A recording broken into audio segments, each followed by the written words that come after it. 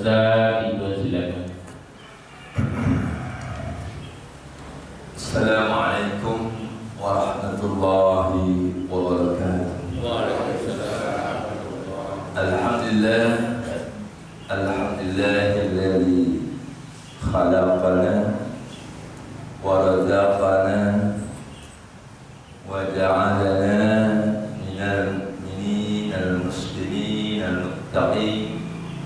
Wassalatu wassalamu ala nabiyyina Muhammadin khairil mursalin wa ala alihi wa sahbihi ajma'in, amma ba'd.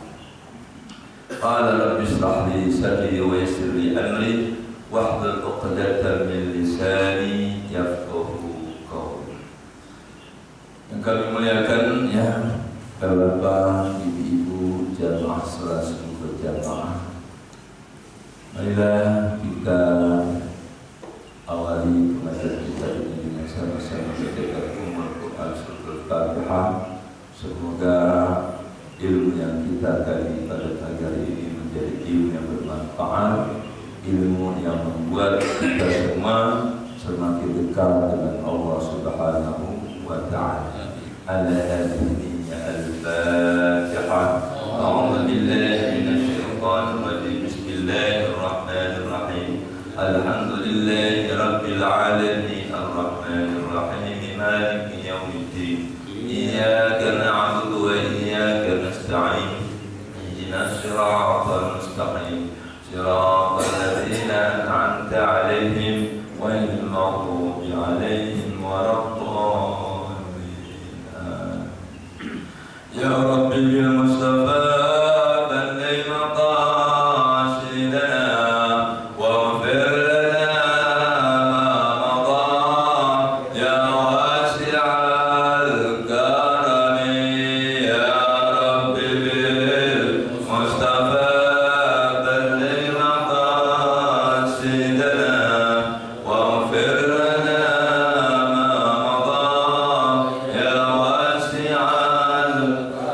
Muhammadun sayyidul kaunaini was-saqalaini wal-fariqaini min arbin wa min ajami.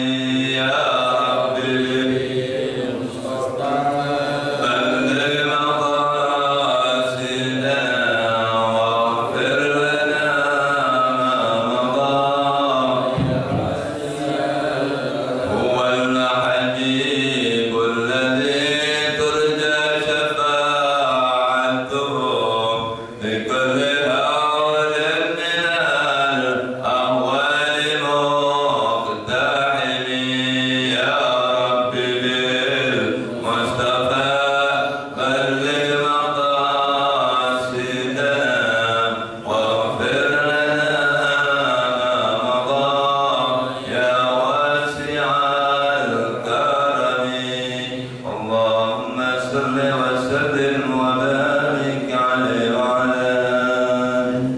Jemaah yang Allah SWT, para alim ulama kita ketika mengkaji ilmu ya, mereka senantiasa bertawassul dengan Nabi kita Muhammad Sallallahu Alaihi Wasallam, karena tanpa beliau ya agama Islam tidak akan sampai kepada diri kita masing-masing. Itu jadilah hamba Allah yang bersyukur kepada makhluk, baru dikatakan bersyukur kepada Allah. Maka dari itu ya jangan lupa pada umat Islam setiap doa kajian jangan lupa berselawat kepada Nabi Muhammad Sallallahu Alaihi Wasallam. Karena sholat kita pun bapak-bapak ibu tidak ada artinya kalau tidak ada selawat kepada Nabi kita Muhammad Sallallahu Alaihi Wasallam. Doa bapak-bapak ibu tidak akan diterima oleh Allah kalau tidak ada selawat kepada Nabi Muhammad Sallallahu Alaihi Wasallam. Ya, doa-doa para alim ulama ya. Bahkan khutbah Jumat pun kalau nggak ada selawatnya nggak ada sah. Inilah betapa tingginya derajat Nabi kita Muhammad Sallallahu Alaihi Wasallam. bagaimana kita berakhlak kepada Rasulullah, bagaimana kita berakhlak kepada diri kita sendiri, bagaimana berakhlak kepada sesama manusia, orang tua, ayah, ibu, istri, anak, keluarga, tetangga, teman dekat, teman jauh. Bagaimana kita berakhlak kepada orang-orang non-Islam, bagaimana kita berakhlak kepada alam sekitar kita, baik itu binatang, hewan, dan tumbuh-tumbuhan. Semuanya diatur dalam Islam. Makanya kalau didasari dengan akhlak, Pak, tidak ada bedanya. Nah, Nabi saja Pak, oleh Allah diklat akhlaknya itu enggak cepet, kurang waktu, lebih kurang 23 tahun Nabi dididik oleh Allah Subhanahu wa Ta'ala. Nabi aja Pak yang cerdasnya banget cerdas itu 23 tahun. Artinya namanya ngaji diklat nggak boleh sedikit, harus perlu waktu yang lama. Nabi aja orang yang paling pinter alam semesta tuh Allah didik 23 tahun. Iman, ibadahnya, dan akhlaknya. Tidak ada satu ayat Quran pun yang tidak diamalkan oleh Nabi kita Muhammad Sallallahu Alaihi Wasallam.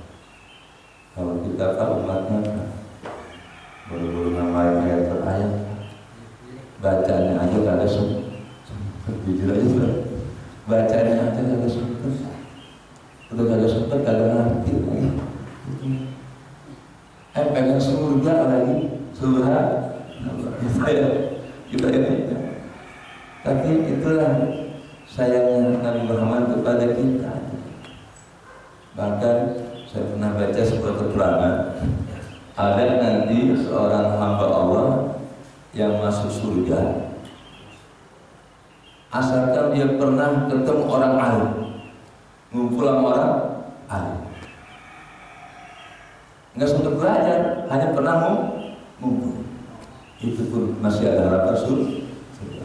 Bahkan ketemu orang alim nggak pernah. Dia sukanya apa? Ngasih makan orang alim. Ngasih makan orang alim pun nggak pernah.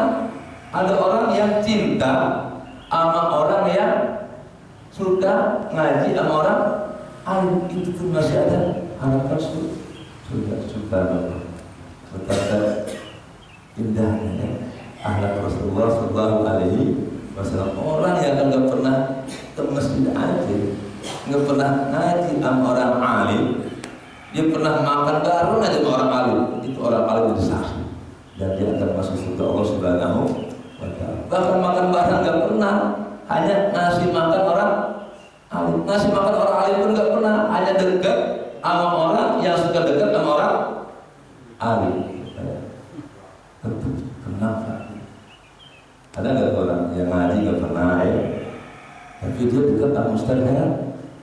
Itu lumayan. Setiap pengajian, Ustaz ini ngajarinnya buat yang ngajar minggu pagi. Apa? Itu namanya apa? Cinta. Karena kata Nabi kun aliman, au muta'aliman, au mustami'an, au muhibban. Kalau ada 4 orang ini nggak bakalan celaka. Jadilah kamu orang alim kalau memang sudah mumpuni ilmunya. Kalau belum alim banget kan jangan ngajar dulu, takut jadi diajari salah.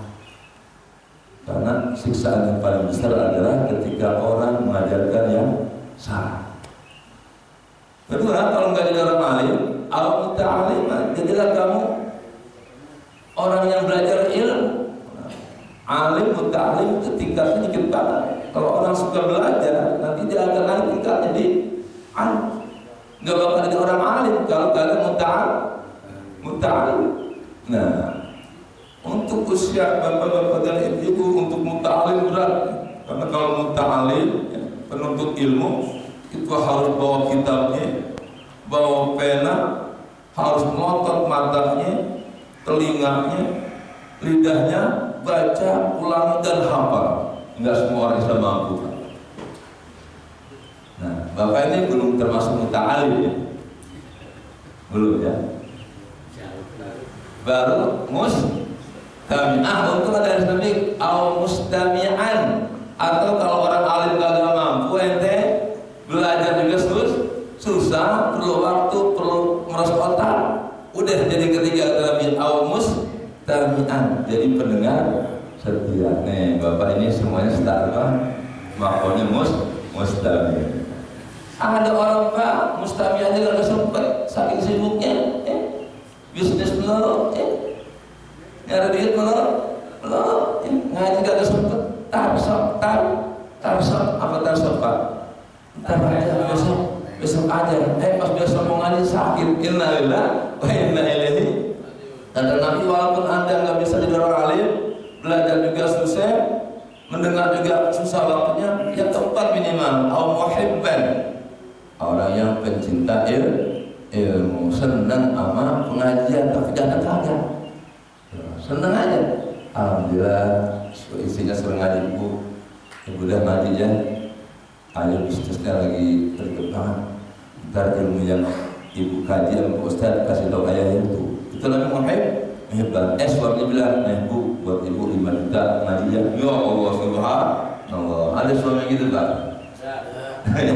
Istrinya suruh ngaji dikasih uang 5 juta, ya Allah. Anak suruh ngaji dikasih uang sejuta. Tetangganya berngaji juta. Itu namanya muhibban. Wala takun khamisan, jangan jadi yang kelima lah, ya. Ngajar kagak, belajar kagak, ngedengerin kagak, cinta kagak, benci sama pengajian. Padahlah kalau kamu begini statusnya, kamu akan binasa dalam hidupnya. Mudah-mudahan kita yang di sini termasuk yang mustami, ya, orang-orang yang tetap dijaga keselamatannya oleh Allah Subhanahu wa taala. Amin ya rabbal alamin.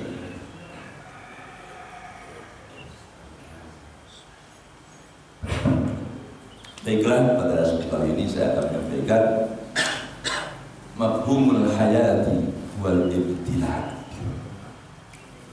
Hidup manusia itu pak tergantung konsep pemikirannya.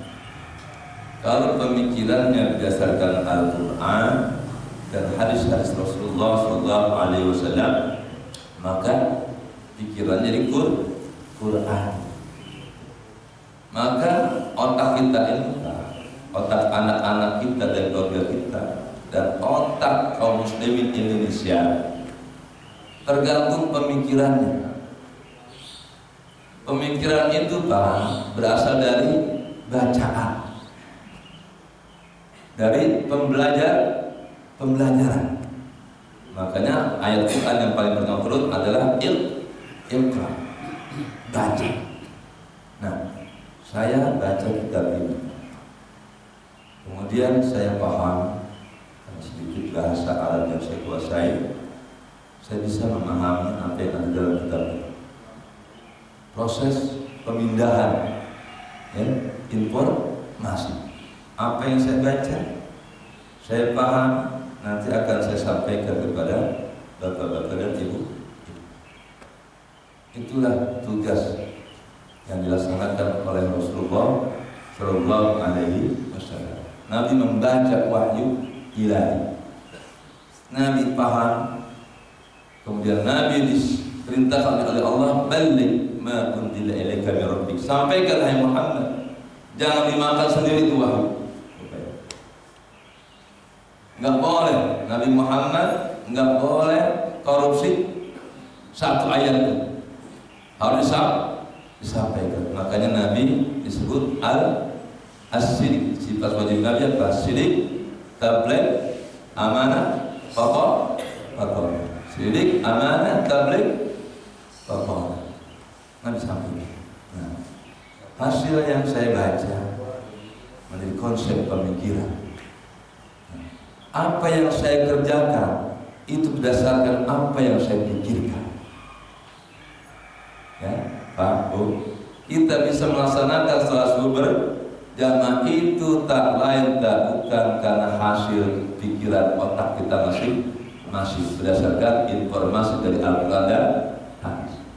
Atas dasar informasi Al-Quran dan hadis dan bapak-bapak, ibu-ibu mengimaninya, meyakininya, sholat itu wajib, sholat berjamaah itu besar pahalanya, maka kata otak kita masing-masing, hai kaki, geraklah ke masjid, gerak. Hai tangan, ambil wudu, mau ke masjid, wudu. Kalau otak kita tidak perintahkan, Pak, kita tidak akan mampu menggerakkan tangan kita sedikit, tidak akan mampu menggerakkan kaki kita sedikit pun. Nah, kita bisa bergerak, menggerakkan anggota badan kita, itu pun tidak lepas dari bantuan Allah Subhanahu wa Ta'ala. Makanya ketika ada adzan dikumandangkan hayya 'alas shalah, apa jawab gitu, Pak? La haula wala quwwata illa billahil aliyyil azim. Tidak ada daya upaya. Ya Allah, hamba tidak mampu menggerakkan kaki, melangkahkan kaki ke masjid untuk sholat berjamaah tanpa daya dan kekuatan yang Engkau berikan kepada hamba, ya Allah. Dan kata kita ke masjid. Nah, makanya karena anggota badan kita ini seperti robot, Pak, akal kita ini adalah kusirnya, supirnya, maka mari kita benerin dulu ya, konsep berpikir kita. Kita sekarang sedang mengkaji akhlak. Akhlak itu adalah perilaku. Perilaku itu tidak lepas daripada konsep. Kalau konsep yang ada pada otak orang itu adalah kejahatan, maka perilaku yang muncul adalah kejahatan. Kalau konsep pemikirannya adalah kebenaran, kebaikan, maka perilaku yang muncul adalah kebaikan. Dan inilah yang pernah dipraktikkan semuanya oleh Rasulullah Shallallahu Alaihi Wasallam. Karena Nabi yang diklat Nabi adalah langsung Allah Subhanahu wa Ta'ala. Adadani Rabbi fa ahsana ta'dibi. Aku ini langsung didiklat, dididik oleh Tuhanku, yaitu Allah Subhanahu wa Ta'ala, wa ahsana ta'dibi, dan begitu baik pendidikan yang Allah berikan kepada. Nah, kita kan nggak langsung dididik sama Allah. Yang langsung dididik sama Allah hanya Nabi kita Muhammad Sallallahu Alaihi Wasallam. Nah, Nabi kemudian mendidik para sahabat. Kemudian para sahabat mendidik para tabi'in, terus tabi'in sampai alim ulama, sampai para asatidzah, sampailah ke masyarakat luas. Baiklah ya, sekalian tadi kita ya tadi apa itu makna hidup. Al-hayatu huwa al-hayy al-makani wal-zamani mundu khalaqallahu al-kawna wa hatta yarisallahu al-arda wa man 'alayha. Hidup adalah rentang waktu di sebuah tempat, yaitu di bumi ini untuk manusia. Sejak Allah ciptakan alam semesta ini sampai datangnya hari ya, itulah kehidupan dunia. Di al-hayat dunia, rentang waktu di mana kita hidup dari semenjak kita dilahirkan. Kalau untuk kita pribadi masing-masing, semenjak kita dilahirkan sampai kematian. Tapi kehidupan secara umum, ya, rentang waktu sejak diciptakannya alam semesta sampai datangnya hari kiamat, itulah kehidupan dunia. Kenapa disebut dunia, Pak? Dunia itu artinya apa? Sebentar, sementara, dekat, sangat dekat. Kehidupan kita masing-masing, Pak, kalau dipikir sebentar banget. Belum lama ayah saya meninggal, kemudian disusul oleh ibu. Sekarang saya tidak punya ayah dan ibu, yatim.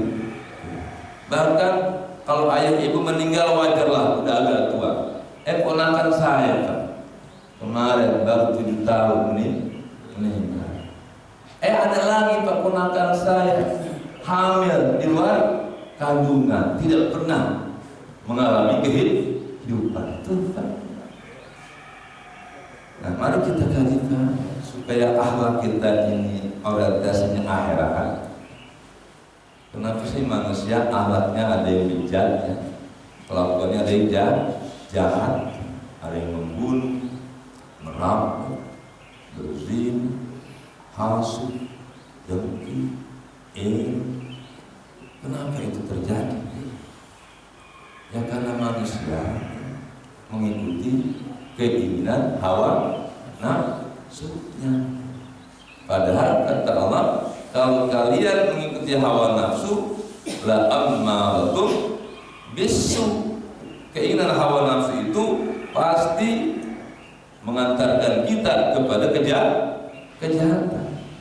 Jadi Pak, yang bikin rame dunia, orang-orang banyak yang melakukan dosa dan kemaksiatan karena manusia diberikan nafsu oleh Allah Subhanahu wa Ta'ala. Kalau bapak ibu dicabut nafsunya Pak, beres dah. Mas, kenapa adik kakak adik berantem berebut warisan? Kenapa? Pengen kaya kan? Ya. Kepengen lebih banyak. Nah, kenapa warisan direbutkan? Kepengen senang hidup di dunia, walaupun hanya dengan menjual warisan. Dan dari warisan itu untuk apa? Ingin makan yang enak, minum yang segar, tidur yang nyenyak, kawin dan tufaya. Nafsu manusia nggak ada dari tempat yang bikin ramai hidup di dunia. Makan, minum, tidur, kawin. Kalau pahami 4 nafsunya dicabut, udah malas bekerja. Kenapa nih? Gojek semangat, pengen makan, pengen minum, tidur nih. Habis tidur bangun, kawin. Kan nggak lepas dari itu aja kayak hidup di dunia ya. Makan, minum, tidur, kawin. Itu jabatan-jabatan Pak Presiden, Panglima, Menteri, ujung-ujungnya apa? Makan enak, tidur nyenyak, ya kawin deh. Bahkan ada yang kawin 80 juta semalam. Innalillah wa inna ilaihi raji'un. Siapa manusia itu paling unik Pak ya. Manusia itu paling unik. Makanya sungguh aneh kalau ada manusia yang mampu meninggalkan berbagai dosa dan kemaksiatan. Adalah makhluk aneh. Termasuk kita ini adalah makhluk aneh. Kebanyakan manusia malam subuh begini nih, pagi subuh kita Pak, molor, tidur. Kelihatannya aja Pak di Indonesia banyak orang Islam. Coba deh Bapak keliling ke Eropa, keliling ke Amerika, keliling ke Afrika, keliling ke Australia. Jumlah manusia ini sekarang hampir 6 miliar. Yang beriman hanya 1 miliar. Berarti yang 5 miliarnya kafir. Kira-kira kalau orang kafir mikir salat subuh nggak Pak? Mikir ngaji nggak? Mereka hanya mikirin makan, minum, tidur dan kawin. Kalau Sunda, bahasa Sundanya disingkat dolin, dahar, modal, ulin. Alhamdulillah. Ada nggak orang dietnya? Hidup nanti ngan hardol ini unggul ya. Dahar, modal, ulin. Alhamdulillah nih. Nah ya, mari kita kaji ya, kayak apa kehidupan dunia itu. Satu ya, di sini Allah nyatakan kehidupan dunia itu adalah dzatu umrin qasirin wa mata'in qalilin. Kehidupan dunia itu Pak, seandainya ada kesenangan, itu apa? Umrin qasir, dalam waktu yang pendek. Sebab wa mata'un qalil, kenikmatan yang sangat sedikit. Tapi manusia banyak yang tidak tahu bahwa hidup di dunia itu dipikir lama. bahwa kenikmatan dunia itu dipikir banyak, padahal sedikit banget, Pak. Ada saudara kita punya uang 1 miliar, Pak. Kan banyak juga 1.000 juta. Emangnya dimakan 1 miliar, Pak? Hah? Hanya sesuai. Saya makan gak pernah banyak, Pak, sedikit-sedikit. Gak pernah makan langsung supir, pilih gak pernah.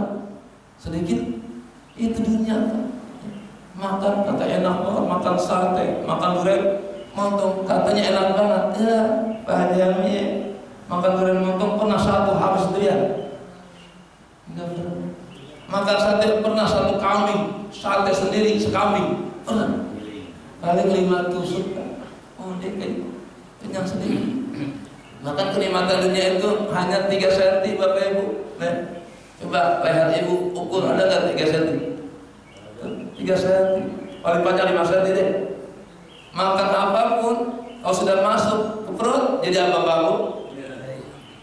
Besok paginya keluar. Nah, jadi orang yang tujuan hidupnya ada dunia, maka itulah yang dia cari, kotoran. Maka nilai seseorang tuh kalau tujuannya hanya untuk makan, dia berarti hanya mencari kotoran esok hari. Allah Ta'ala, wa yawma taqumus sa'ah yuqsimul mujrimuna ma labisu ghaira sa'ah kadzalika kanu yufakun. Ketika nanti datang hari kiamat, ya, orang-orang yang berdosa, orang-orang kafir yang banyak dosa, dia bersumpah, ma labisu ghaira sa'ah, kami tidak hidup di dunia kecuali sebentar. Sa'ah itu arti bahasa Arab 1 jam, bukan. Padahal dikasih umur 100 tahun. Dan pas sudah datang hari kiamat, kayaknya kita hidupnya baru 1 jam dan. Kalau perbandingan hidup dunia dengan akhirat, 1 hari akhirat itu hidup dunia sama dengan 1000 tahun. Ya kalau umur kita hanya 50 tahun, bener aja ketika datang hari kiamat. Berarti apa? 50 tahun per 1000 berapa persen ya Pak? Nggak ada seharinya kiamat. 1 hari kiamat itu sama dengan 1000 hari di dunia, 1000 tahun di dunia. Berarti kalau kita hidup 50 tahun, sehari kan 1000 tahun.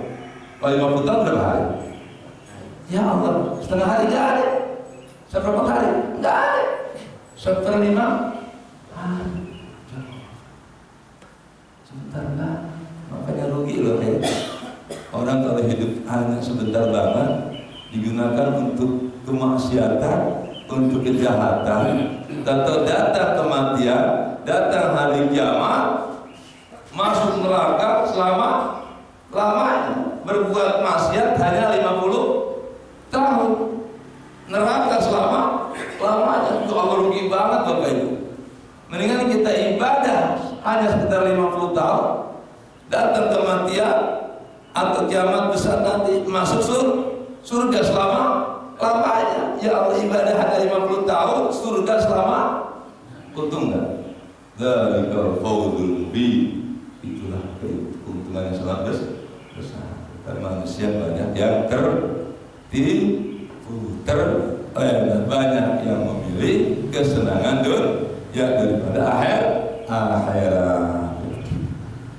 Qul mata'ud dunya qalil wal akhiratu khairul liman ittaqa wa la tuzlamuna fatila. Qul katakanlah hai Muhammad, mata'ud dunya qalil, kesenangan dunia itu sedikit sekali, wal akhiratu khairul liman ittaqa, sedangkan kenikmatan akhirat itu lebih baik bagi orang-orang yang bertakwa. Jadi orientasi hidup orang bertakwa apa? Akhir. Di dunia mah boleh senang, boleh belangsak. Di dunia mah boleh sehat, boleh sakit. Di dunia mah boleh terhormat, boleh terhina. Di dunia mah boleh miskin, boleh kaya. Emang itulah kehidupan dunia, seperti siang dan malam terus berganti. Sekarang kita sehat Pak, bisa jadi dan malam sudah masuk ruangan ICU. Inna lillahi wa inna ilaihi. Sekarang kita bisa berjamaah, bisa zikir bersama, bisa doa bersama, bisa kajian Islam bersama. Dan malam sudah masuk rumah sakit. Semuanya hidung diselam, mulut diselam, kemaluan diselam. Otak tetap jalan kan? Ya Allah, nggak bisa sholat subuh berjamaah, nggak bisa ngaji lagi ya Allah. Yang ada penyesalan. Umur semakin pendek, kematian semakin dekat. Ya Allah, istri bakal ditinggal, jabatan bakal diambil orang, anak jadi yatim, rumah melarikan. Ya Allah, ya Allah. Kalau orang itu cinta dunia Pak, ketika mau mati takut, karena dia ingat dunianya. Tanahku yang di bumi saya gimana? Jangan mati dulu ya Allah. Istriku yang 4 ini gimana ya Allah? Perusahaanku tuh Pak, kalau masih terpaut dengan dunia, mati susah. Tapi kalau orang dari awalnya sudah zuhud terhadap dunia, ketika mau datang kematian, ya Allah, cepatkanlah kematian ya Allah. Aku rindu ingin bertemu ya Allah. Istiaqan dirabbi ya Allah. Kematian adalah tempat pertemuan dengan ya Allah. Tolong cepat matikan hamba ya Allah. Itu akhirat saja. Karena akhirat bagi abad. Kalau Bapak ada uang 1.000, ambil 1 juta, bagaimana Pak? 1 juta kan? Nah, kalau kematian datang Bapak, nara ma'adana minal jannah. Orang Islam itu akan melihat tempatnya surga. Udah dibayangin Pak, surga. Makanya bini secantik apapun, udah kagak ingat atau bini gitu. Anak sehebat apapun jabatan pangkatnya, ketika kita mati diperlihatkan surga, lupa anak kita. Apalagi teman yang suka jahat sama kita, ya lupa gitu. Kayak lupa semua lupa. Yang kita ingat apa? Kenikmatan surga, bahkan bertemu dengan Allah Subhanahu wa Ta'ala. Sampai ke arah sana Pak hidup ini ya. Kalau hanya sekedar hidup silakan aja Bapak Ibu ya. Kalau hanya sekedar hidup, apa itu sekedar hidup tadi? Makan, minum, tidur, itu levelnya level binatang. Kalau manusia mah orientasinya akhirat, walal akhiratu khairul laka minal ula. Nah, dalam konsep Islam kehidupan dunia itu apa? Darul lahwin wa la'bin wa zinatin wa tafakhurin. Dunia ini Pak Bu hanya sementara untuk sendau-gurau, untuk bermain, untuk berhias dan sombongan. Nah itu aja kita. Orang yang rumahnya mewah hanya kepengen dibilang apa? Pak di rumahnya mewah banget. Hanya itu Pak. Pengen dipuji sama orang lain. Padahal apa artinya Pak pujian orang lain? Gak ada artinya. Yang hebat itu Pak, ketika kita dipuji oleh Allah Subhanahu wa Ta'ala. Dan ini pernah dilaksanakan, dirasakan oleh Nabi kita Muhammad Sallallahu Alaihi Wasallam. Nabi bukan hanya dipuji oleh umatnya, bahkan dipuji oleh musuhnya. Nabi telah dipuji oleh Allah Subhanahu wa Ta'ala. Allah puji Nabi, wa innaka la'ala khuluqin azim. Wahai Muhammad, sungguh kamu ini benar-benar memiliki akhlak yang sangat tinggi. Allah Pak yang puji. Kalau presiden puji kita Pak, presidennya bakal mati. Menteri puji kita, hebat. DKM Al-Istiqomah, kata Menteri Agama, hebat Pak dia. Ya, apa artinya pujian? Apa artinya pujian dari jemaah? Pujian itu yang paling nikmat ketika kita dapat pujian dari Allah Subhanahu wa Ta'ala. Nah, jadi dunia ini Pak hanya tempat bersendahura, ya lihat dah.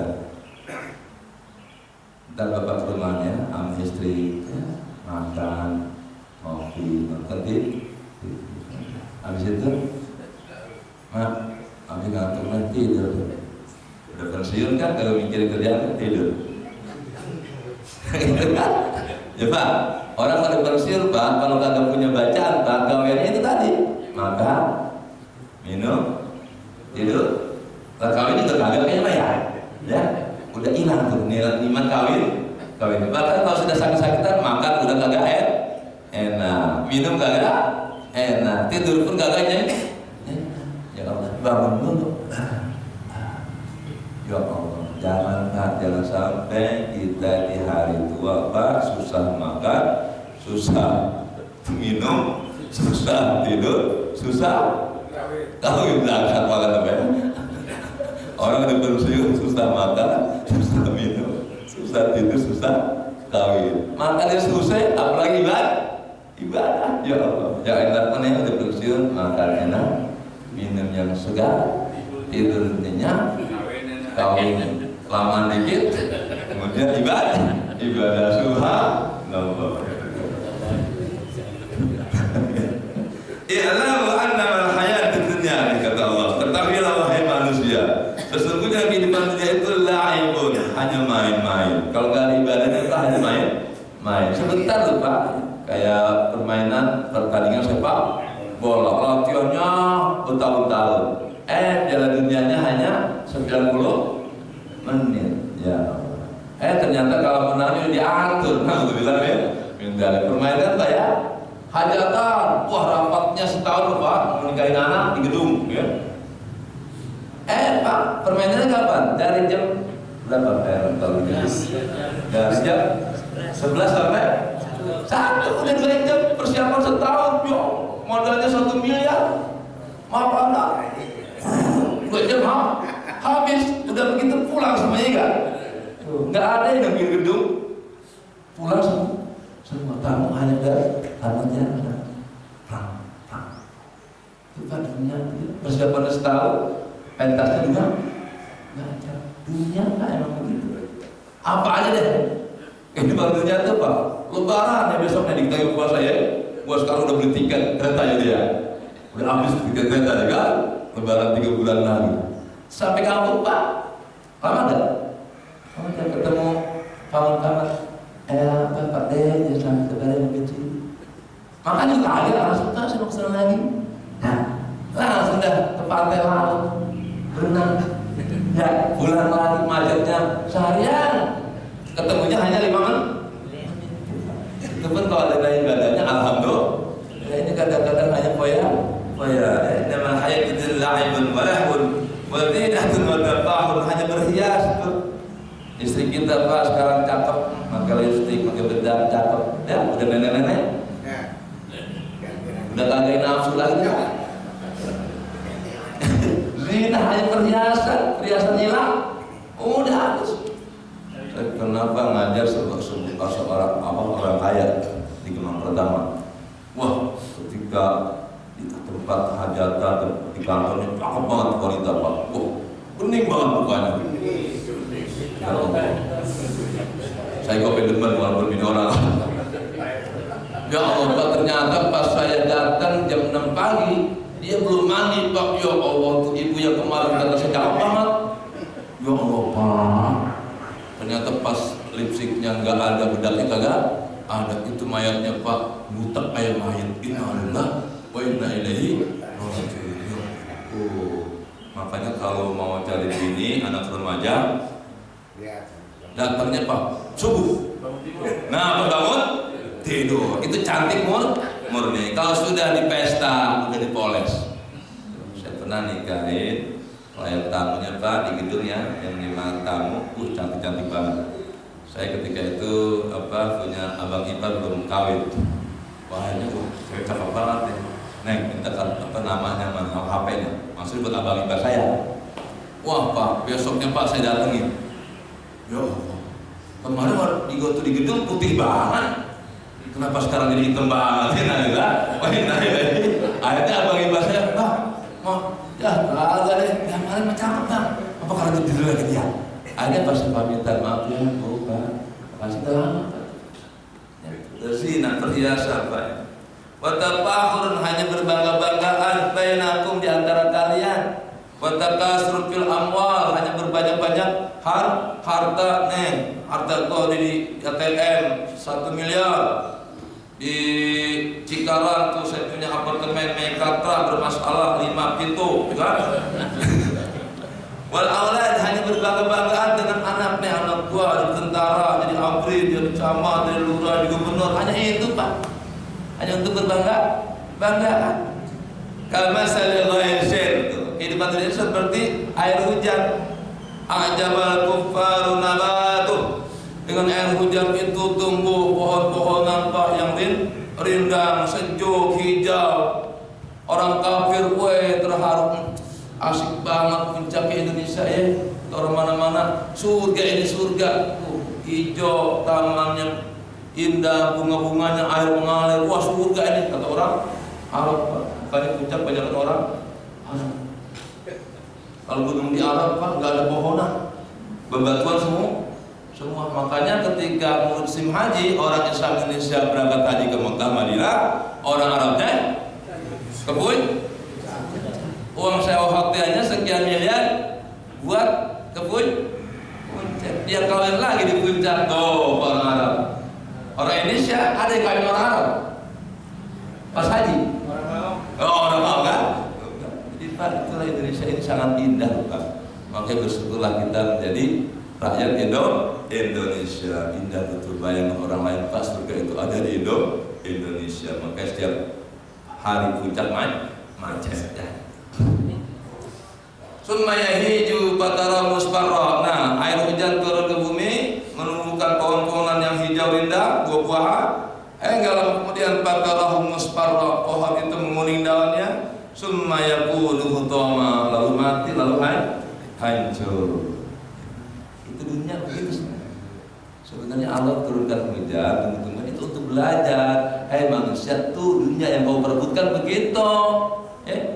Air hujan diperebutkan oleh berbagai macam tumbuhan ada yang gede dalam airnya, tuh kayak pohon mangga ya. Kasihan si rumput ya, itu akarnya pendek banget Pak, di atas aja, nggak hujan sebulan udah mati kan.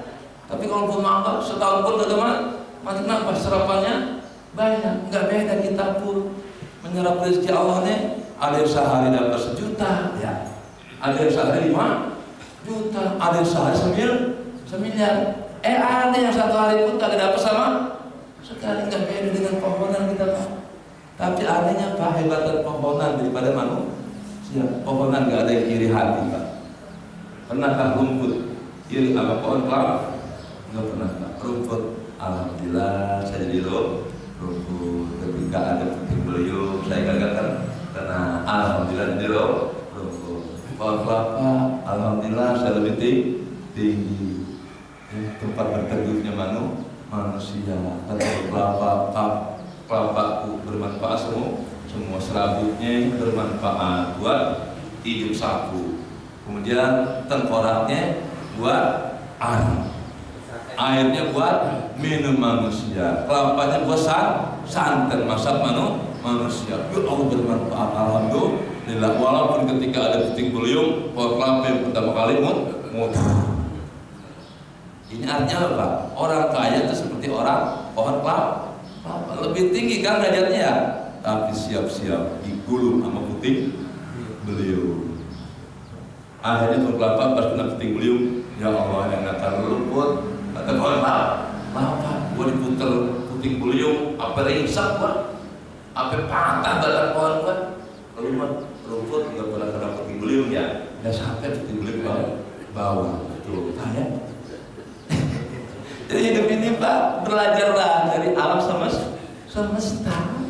Nah, makanya alam semesta ini adalah ayat-ayat kauniyah, ayat-ayat Allah yang harus kita pikirkan, kita tadaburi. Kalau ayat Al-Quran kita baca. Tapi ayat-ayat kauniyah juga perlu kita pelajari. Belajarlah Pak dari buah-buahan. Tuh ya, kenapa buah semangka di bawah? Di bawah. Pohonnya Pak, kecil kan Pak ya?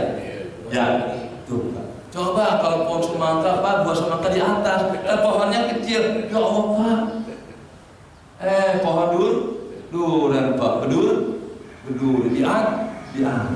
Tapi saya belum pernah mendengar Pak orang ketiban durian ya. Saya punya pohon durian Pak, waktu saya kecil, orang tua saya enggak pernah. Saya ketiban durian jamaah. Ketiban Bapak juga jarang. Untung tuh ya semangka di bawah tuh nggak ada yang iri Kak, buah-buahan. Kenapa durian lebih mahal ya? Semangka lebih murah. Udah nggak iri, nggak pernah tuh semangka. Ya Allah, jadikan aku durian aja biar akunya mahal.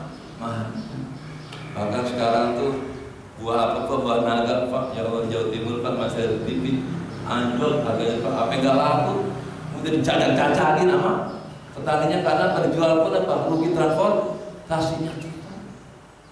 Jadi memang Allah Pak yang mengangkat sesuatu jadi mahal atau jadi murah. Tu'izzu man tasya wa tudhillu man tasya. Buah-buahan pun Allah Pak yang membuat durian lebih mahal, semangka lebih murah. Manusia pun seperti buah-buahan. Ada yang orangnya gede tapi penghasilannya sedikit. Ada orang yang kecil Pak, penghasilannya. Itu belajarlah dari batu-batuan Pak. Kalau batu kolar Pak, setruk dapat duit berapa? Mana duit? 15.000.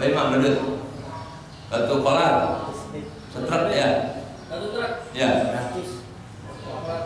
600. Coba kalau Bapak punya batu berlian. Yang 1 gram jutaan. Hah? Tuh 1 gram kan itu emas pahala ya. 30. Jadi manusia itu ada yang kayak batu kolar, ada yang kayak batu berlian. Ya Allah, ada gede banget orangnya tapi harganya murah, penghasilannya dikit banget, sehari gocap. Orang yang kecil banget Pak, jadi direktur. Tanda tangan semiliar. Itulah kehidupan. Nah, itu pun hanya untuk tafakhurun. Anda bersombongan. Nih, harta gua banyak. Nih, anak gua. Nih, istri gua cakep. Ya, supaya itu akan berakhir. Kullu sayantahi bil maut. Semua kenikmatan dunia yang berupa harta, tahta, wanita akan berakhir dengan kematian. Ya, kalau sudah mati, nggak ada bedanya tuh antara durian dengan semangka, ya, antara pohon kelapa dengan rumput, semuanya punah. Wa fil akhirati adzabun syadid. Bagi mereka orang-orang yang kafir yang terlena dengan kehidupan dunia hanya untuk main-main, berhias, bersombong-sombongan. Kemudian kiamat datang, udah semua. Wa fil akhirati adzabun syadid. Mereka dapat siksaan yang sangat dahsyat. Wa maghfiratum minallahi wa ridwan. Tapi orang-orang beriman akan mendapatkan ampunan dan ridho Allah Subhanahu wa ta'ala. Wa mal hayatud dunya illa mata'ul ghurur. Tidak lain kehidupan dunia adalah kenikmatan yang menipu. Kita Pak nanti pada akhirat. Ya Allah. Nanti orang-orang yang tidak ibadah pada dunia, tidak beriman, tidak beramal soleh, berbilang ini Pak, ya laitana nuraddu. Ya Allah, seandainya saya dihidupkan kembali ke dunia tuh. Nantinya saya Pak pas sudah mati. Ya laitani qaddamtu li hayati. Ya Allah, ternyata kehidupan yang sebenarnya adalah akhirat, tapi aku tidak pernah persiapkan ketika dunia. Tolong ya Allah, hidupkan kami sebentar aja ke dunia. Saya mau sedekah, saya mau beribadah, saya mau mengaji, saya mau berzikir. Ya Allah, tidak seperti yang kemarin.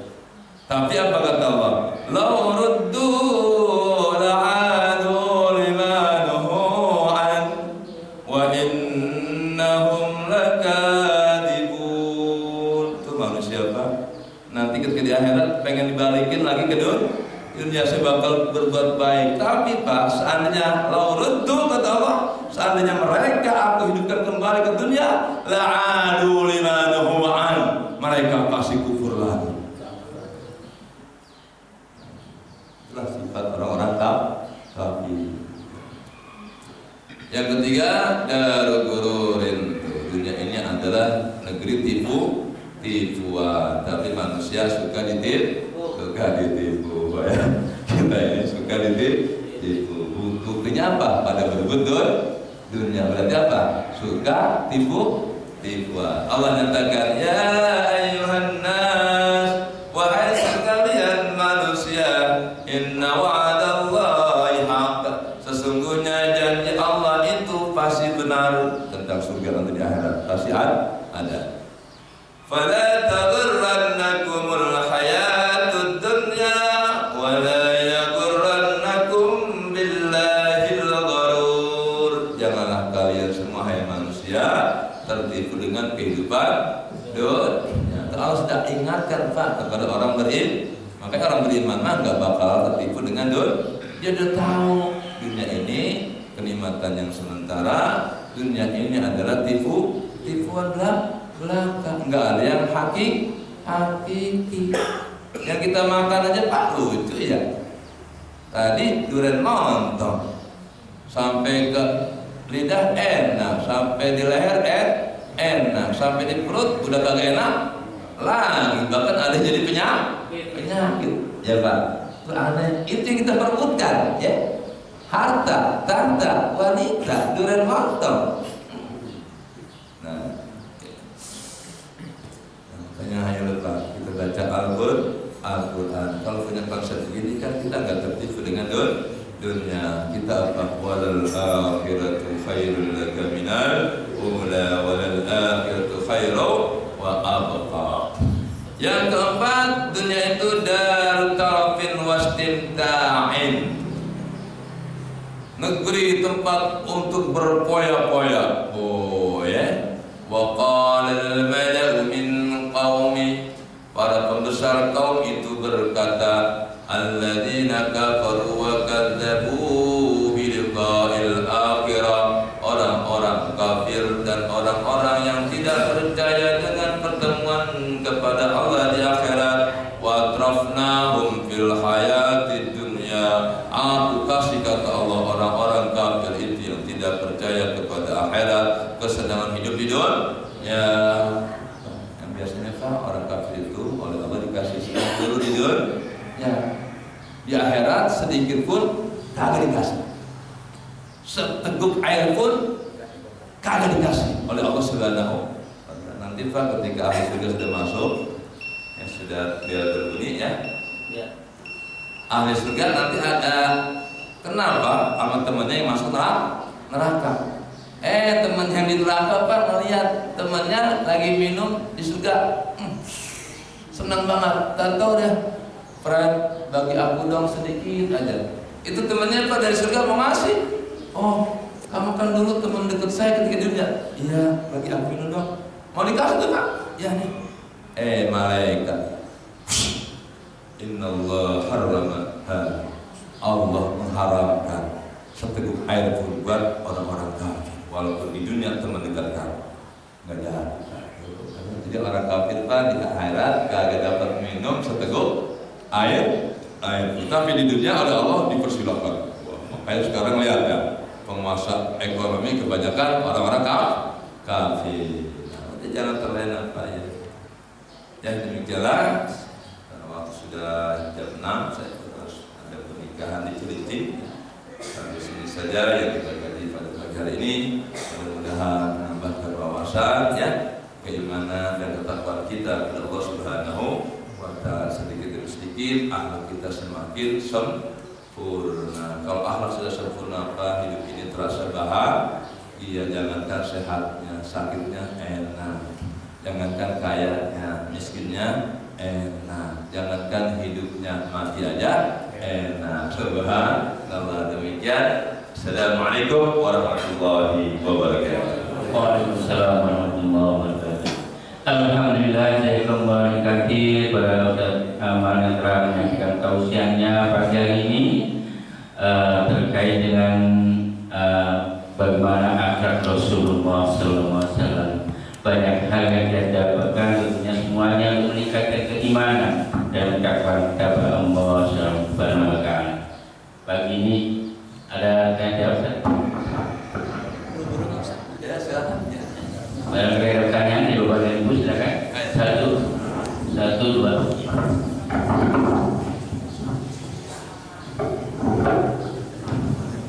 Assalamualaikum warahmatullahi wabarakatuh. Waalaikumsalam. Cukup banyak yang Bapak terangkan tadi masalah kemuliaan dan pengaruhnya ke kehidupan kita. Supaya kita tidak terpengaruh oleh yang hal-hal yang diterangkan tadi, maka kita harus mencontoh akhlak Rasul secara menyeluruh, tidak setengah-setengah, tidak sebagian-sebagian, tapi secara menyeluruh, baik pribadi, sebagai seorang pemimpin, sebagai seorang bapak, sebagai seorang pedagang, kan ada contohnya semua. Kita ambil itu, kita kan juga butuh ilmu pengetahuan.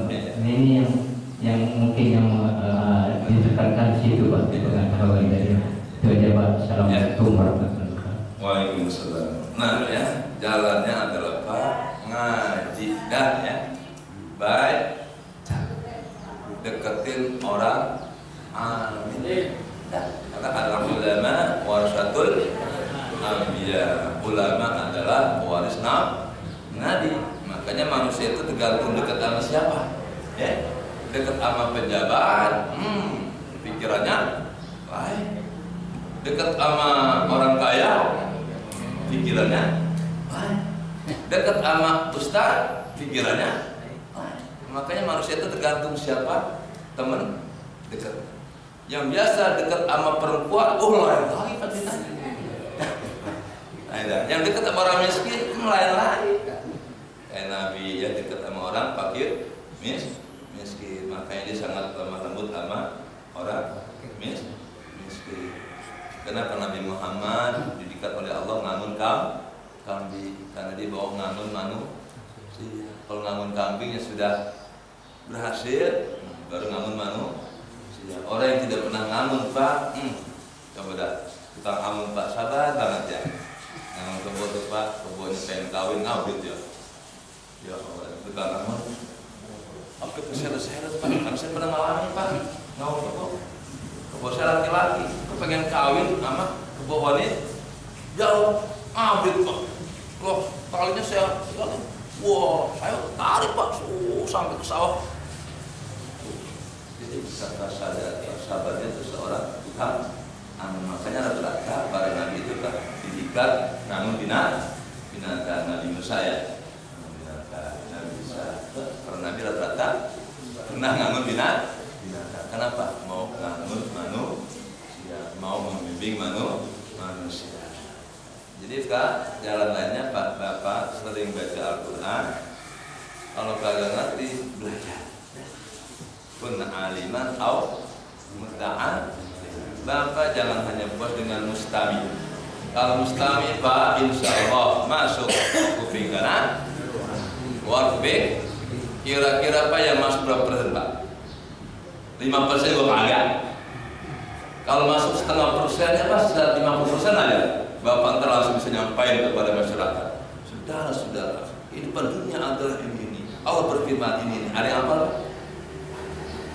Karena itu tapi kalau belajar Pak, Bapak punya kitabnya, Bapak baca, Bapak aktifin, Bapak ulangi. Makanya betapa tingginya derajat orang bisa menyampaikan risalah Allah Subhanahu wa Ta'ala.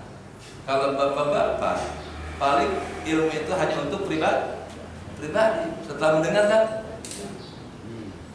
Nah, jarang ilmunya itu sampai lagi ke orang lain. Tapi kalau orang alim, dia baca kitab, ayat Quran, hadis, hadisnya, cerita sahabatnya, cerita alim ulamanya. Makanya Pak, sedekah yang paling tinggi nilai pahalanya adalah sedekah ilmu.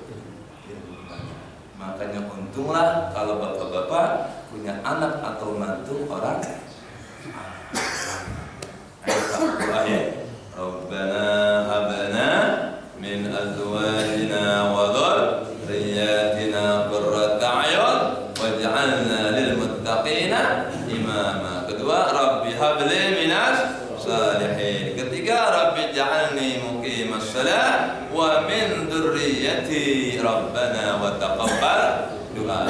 Siapa tahu bapak ibu doanya sekarang ke anak belum jadi orang alim, bisa jadi nanti cucunya keberapa. Karena Nabi kita Muhammad SAW pun jadi Nabi Pak, itu berkat doanya Nabi Ibrahim alaihis salam. Berapa ribu tahun dari Nabi Ibrahim pada Nabi Muhammad. Rabbana wab'as fihim rasulan yatlu alaika ayatika wa yu'allimul kitab wal hikmah wa yuzakkihim. Itu Nabi Ibrahim ribuan tahun yang lalu berdoa. Utus Nabi kita Muhammad sallallahu alaihi wasallam, cucunya kesekian kali.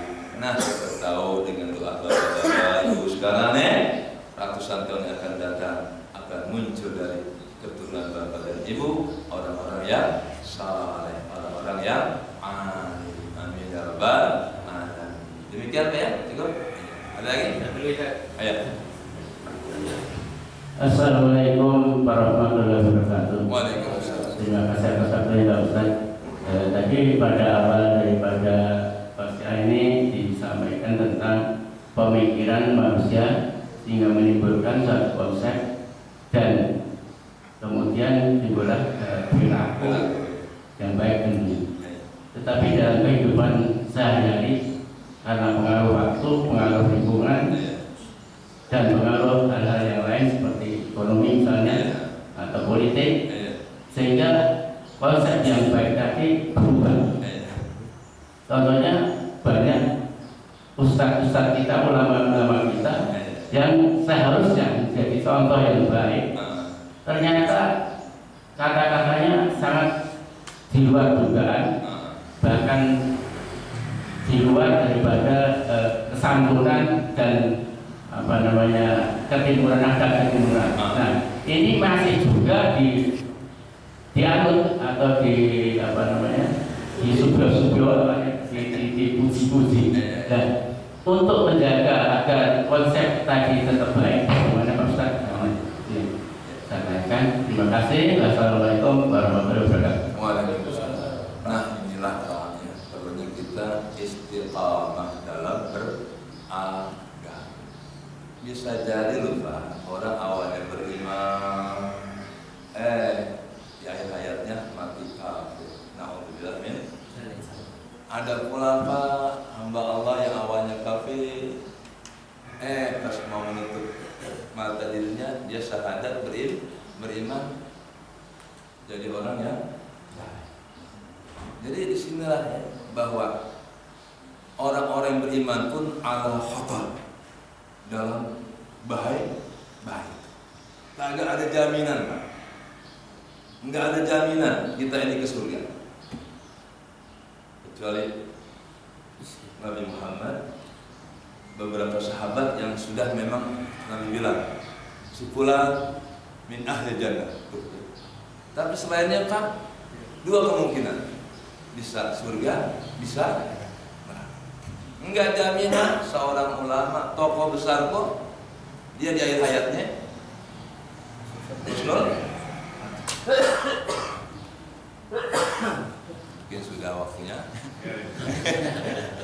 Jadi itu Pak, istilah perlunya istiqomah. Ini maksud apa?